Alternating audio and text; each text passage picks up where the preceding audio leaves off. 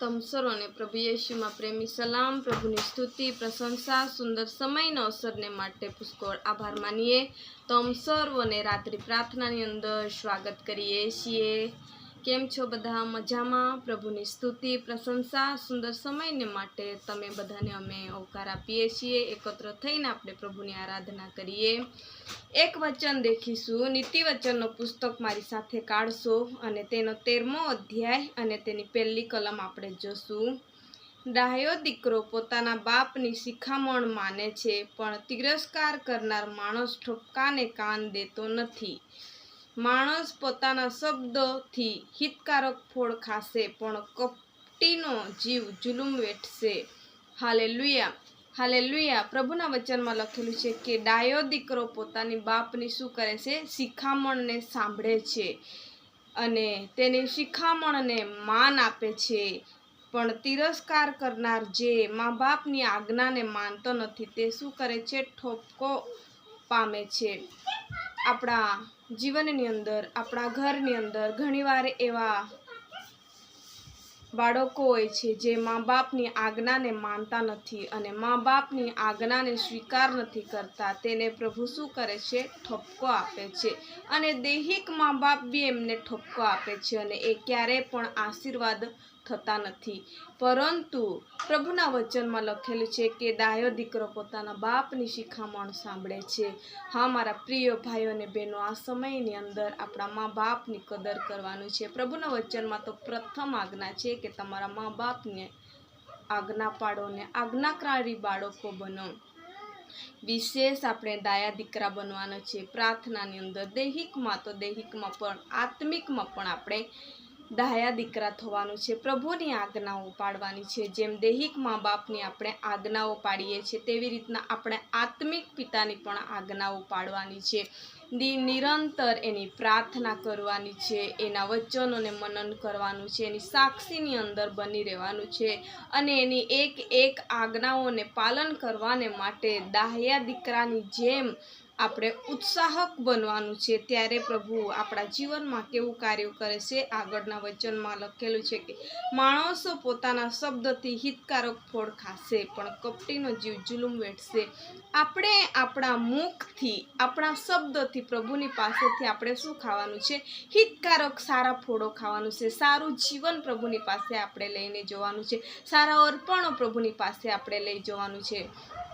પરંતુ કપટી માણસનો જીવ જુલુમ વેઠે છે એવું નહીં. મારા પ્રિય ભાઈઓ અને બહેનો, આપણા જીવનને કપટમાં નહીં પરંતુ આપણા હૃદયથી, ખરેખર આપણા મુખને આ સમયની અંદર બહુ જ બંધ કરવાની જરૂર છે. કેવા સમયમાં શું બોલવું, કેવા સમયની અંદર કેવો શબ્દ નીકાળવું, એ પણ હવે આ વખતમાં આપણે બહુ વિચારીને ચાલવું પડે છે. માટે ડાહ્યા દીકરા બનવાનું છે, જે પ્રભુને ગમે.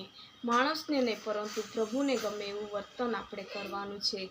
ખાસ કરીને આ સમયમાં જે આપણું મુખથી અને આપણા જીવનથી જ આપણને ફળ મળે છે. આપણે સારું કરશું તો સારા ફળ મળશે. ઘણીવાર આપણા મુખ થકી એવા શબ્દો નીકળી જાય છે.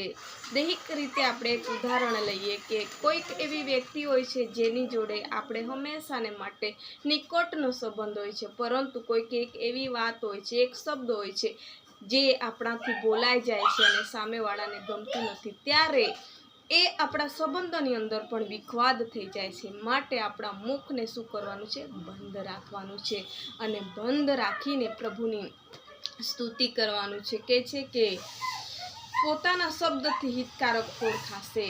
આપણા પોતાના મુખના શબ્દથી જ આપણે હિતકારક ફળ ખાશું. અને ખરેખર આ સમયની અંદર મારા પ્રિય ભાઈઓ અને બહેનો, આપણા મુખને બહુ જ કંટ્રોલ કરવાનો સમય છે. આપણા હૃદયમાં પણ બહુ જ કંટ્રોલ કરવાનો સમય છે. આ સમયની અંદર આપણે વિશેષ પ્રભુના વચન યાદ રાખવાનું છે કે ડાહ્યા દીકરા બનવાનું છે. અને ડાહ્યો દીકરો જેમ બાપની શિખામણને સાંભળે છે અને એનું પાલન કરે છે, એવી રીતના આપણે આત્મિક પિતાની પાસે જઈને એની આજ્ઞાઓ પાળવાની છે અને એને પસંદ પડે એવું આપણે જીવન જીવવાનું છે. સુંદર વચન થકી પ્રભુ સર્વને આશીર્વાદ આપો. આવો આપણે પ્રાર્થનામાં જોડાઈએ. ધન્યવાદ ધન્યવાદ પિતા પુત્ર પવિત્ર આત્મા દેવ, તારી સ્તુતિ કરું છું મારા ઈશ્વર. આ સમયને માટે પ્રભુ મારી સાથે જોડાયેલા એક ભાઈ બહેનને માટે હું પ્રાર્થના કરું છું. આ સમય પરમેશ્વર પિતા પ્રભુ વિશેષ દાયા દીકરા બનીને જીવન જીવવા માટે મારા જોડે ભાઈ બહેનો છે, એમને તમે સામર્થ પૂરું પાડો, પવિત્ર અગ્નિ પૂરી પાડો, પવિત્ર આત્માનું સામર્થ પૂરો પાડો. એમના જીવનની અંદર વચનો તમે ભર દો. એમના મુખથી પ્રભુજી સારા શબ્દો મળે, સારું ફળ મળે એવું તમે થવા દો. કયા સમય પર કયા શબ્દ બોલવું, કયા સમય પર કેવી રીતના વર્તણૂક કરવું, એ તમે એમને શીખવો. અને જેમ ધાયો દીકરો દૈહિક રીતે મા બાપની શિક્ષણ માને છે, તેવી રીતના પ્રભુજી તારા વચનો, તારી આજ્ઞાઓને તારી પ્રાર્થના સાક્ષીમાં બાળકો વધતા જાય એવું તમે થવા દો. ખરેખર આ પુષ્કળ ભયંકર સમય છે પ્રભુજી. અમારા ઈશ્વર એવા સમયની અંદર મારી સાથે જોડાયેલા ભાઈ બહેનને પ્રભુ રાજા તમે એમને એક વિશેષ ધાયા દીકરાઓ તમે થવા